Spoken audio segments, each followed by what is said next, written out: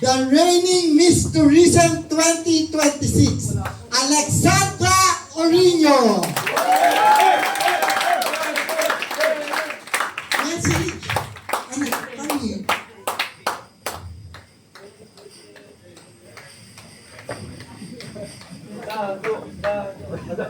Grabe naman, Kuya Jen. Napaiyak naman ako dun sa introduction mo. But anyway, there's a lot of people here. Good evening, everyone. Yes.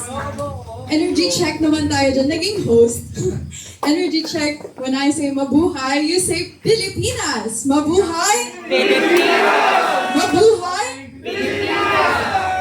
Perfect. Okay, so I'll keep my message of gratitude short because I know everyone's hungry and talagang narinig ko yung cheer ninyo when Kuya Jess said na after the speech, we're all gonna eat and I'm actually looking forward to that as well.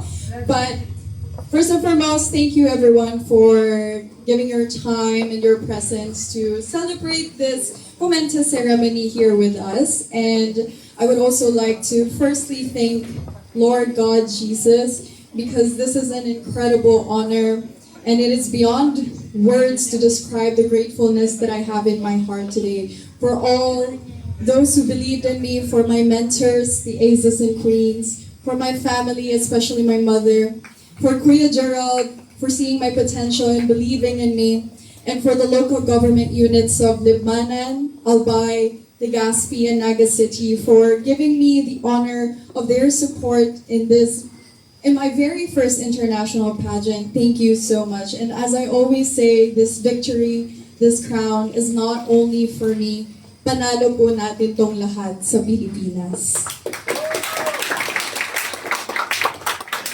And you know, representing the Philippines, or the pearl of the Orient to the seas, as I said in the Sri Lanka, it wasn't just a competition for me to get the title, but rather it was an opportunity for me to give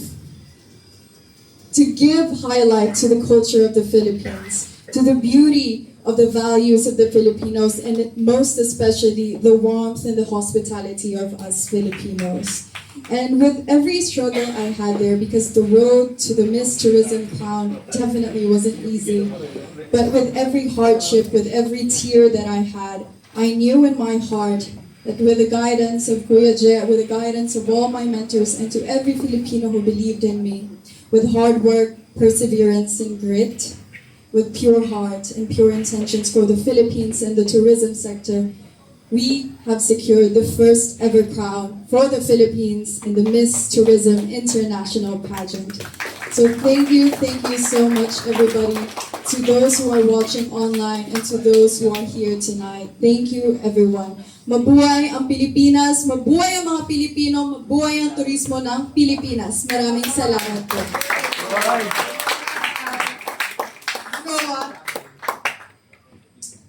Her journey is not that easy. This is the challenge to you. Whoever win Mr. Philippines, representing the Philippines, it's not easy. Kaya nyo ba na uuwi siya ng alas 4 na madaling araw? Gigising ng alas 6 walang tulog? Because the schedule is so hectic na ginawa. Halos walang tulog. Kakain sila ng alas 3, alas 4 for the lunch because of the schedule. Ako pagdating ko ng Sri Lanka for my 8 long flights, nalubong ako ni attorney.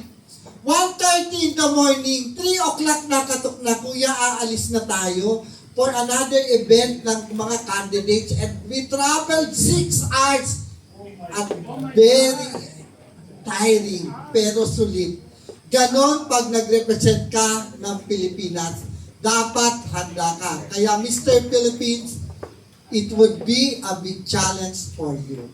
In that note, Miss Tourism 2026, the grand winner, it is my privilege in behalf of the Philippine Youth and the Mr.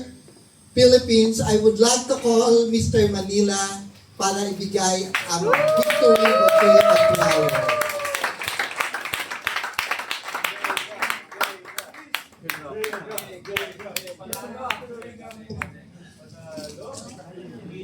Hello, good evening. evening, everyone, and welcome back to our Queen Alex. So, congratulations on being crowned Miss Tourism 2026 Grand Winner. And all your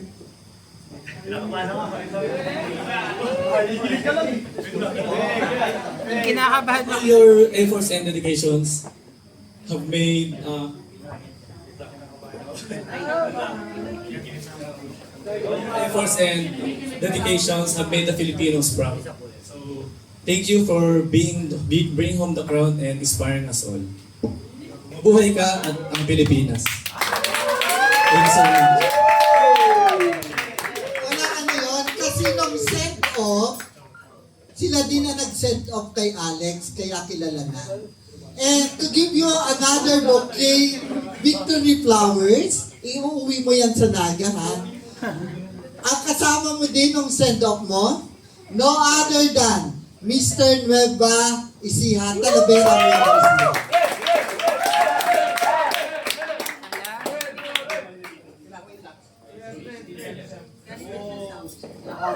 Good evening, everyone. To our newly crowned queen, Miss Alex, congratulations for bringing pride and honor to the Philippines. We are truly proud of you. So, in that note, Miss Sisti, ready na ang food. After nito, kakain ng fellowship and the media for our press con. Kakain na muna lang tayo. Okay? So, enjoy!